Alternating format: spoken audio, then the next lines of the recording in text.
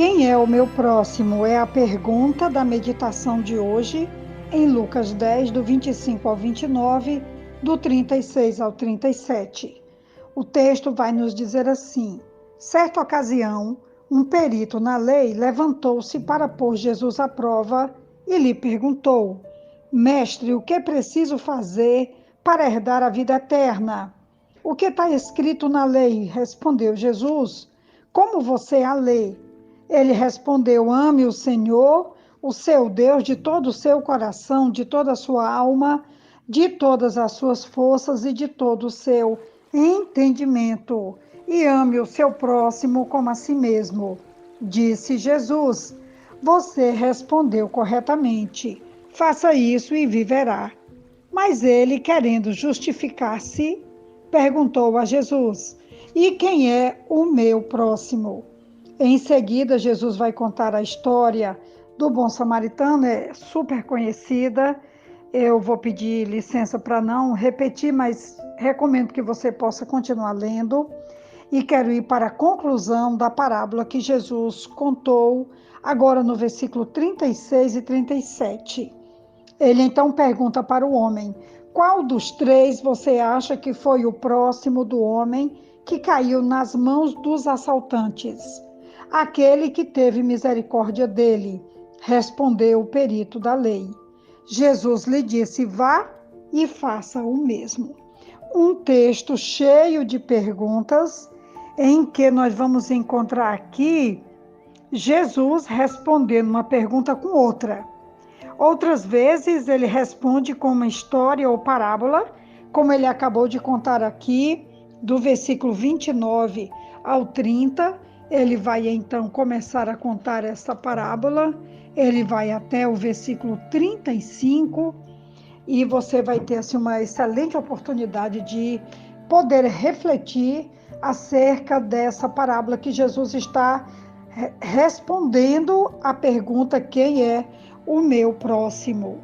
O grande mandamento sobre o amor é a marca de todo verdadeiro discípulo. O amor que não vai além da família de Deus não é amor de Jesus. Na parábola, ele vai falar do sacerdote, do levita e do samaritano.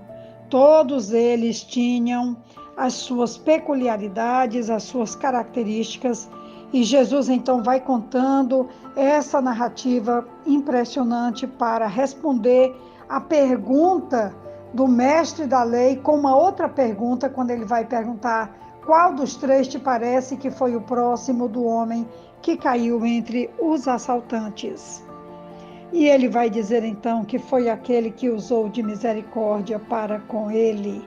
Jesus então sentencia: vá e faça da mesma forma.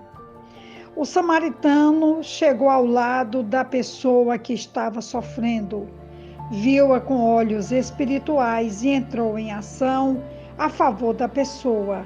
Sua ação se expressa em 8 verbos que mostram em detalhes como o samaritano realmente se entregou em prol da vítima do assalto. Quando eu olho para essa parábola que Jesus conta para responder a uma pergunta que o mestre da lei lhe fez, eu então penso sobre as ações que Jesus foi realizando ao longo do seu ministério com relação às pessoas. Quando nós pensamos no samaritano, nós temos que pensar sobre como nós devemos agir, porque essa pergunta: quem é o meu próximo? É uma pergunta que permeia todo o Novo Testamento, e ela vai se infiltrando em tudo que está relacionado a relacionamentos e a forma como nós devemos proceder. E eu sempre penso que a forma de proceder dos relacionamentos tem que ser no modelo que Jesus fez, como Jesus se relacionou, como Jesus foi ao alcance das pessoas, como Jesus estendeu as suas mãos, abençoou. Uma das características do cuidado de Jesus que ele praticava era o de surpreender a pessoa com as suas atitudes. Relembrem Marta e Maria, em Lucas 10:38, Zaqueu em Lucas 19:1, a mulher que ungiu Jesus em Lucas 7:36, a samaritana no poço em João 4. Isso quer dizer que ele não se deixa prender pelas expectativas que as pessoas projetam sobre ele. Com este surpreender, Jesus traz para a frente o que estava na margem, a boa parte de Maria, irmã de Marta, o coração sofredor de Zaqueu, o amor da mulher que ungiu, a sede interna da mulher do poço. Mostrar o que está oculto lembra as parábolas que Jesus contou sobre encontrar o que estava perdido em Lucas 15.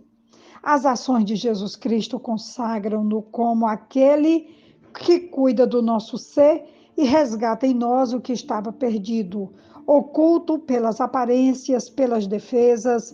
Podemos dizer que Jesus ressalta coisas que as pessoas já não percebem mais. Mas atenção, o cuidado de Jesus não é no sentido de revelar o pecado oculto. Não, muito pelo contrário. Seu alvo é revelar o afeto que estava oculto, a capacidade de amar, a sede de ser amado, como em todos aqueles exemplos. Como consequência, o pecado até aparece, mas em outra dimensão, que não a da acusação. O pecado é ligado com o amor oculto, interpretado como desvio do alvo original, como tentativa falhada de buscar o que faltava. Este é o significado do dinheiro de Zaqueu e dos maridos da mulher samaritana em João 4. Sabemos que Zaqueu devolve o dinheiro, a samaritana sabe do que tem sede, Marta reorienta o seu desejo de adorar pelo servir. Quero ainda fazer aqui uma aplicação. Depois que o Salvador fez a pergunta inevitável, qual desses três se mostrou o próximo do homem necessitado? Aquele que usou de misericórdia para com ele. Assim, o doutor da lei deveria ir proceder de igual modo, foi a ordem de Jesus. Se um samaritano poderia provar-se ser o verdadeiro próximo de um judeu, mostrando-lhe misericórdia, então todos os homens são os próximos. Não é difícil ver no sacerdote, no levita, um quadro da incapacidade da lei para ajudar o pecador morto. A lei mandou amar o teu próximo como a ti mesmo, mas não deu o poder de obedecer. Nem é difícil identificar o bom samaritano como o Senhor Jesus, que veio onde estávamos, salvou-nos dos nossos pecados e fez plena provisão para nós da terra ao céu e para toda a eternidade. Sacerdotes e levitas podem desapontar-nos, mas o bom samaritano nunca. A história do bom samaritano deve nos mostrar e, ao final, ela vai ter uma mudança inesperada. Começou por responder a pergunta: quem é o meu próximo? Mas terminou fazendo a pergunta: quem parece ser o meu próximo? E a resposta veio de imediato: quem usou de misericórdia para com ele.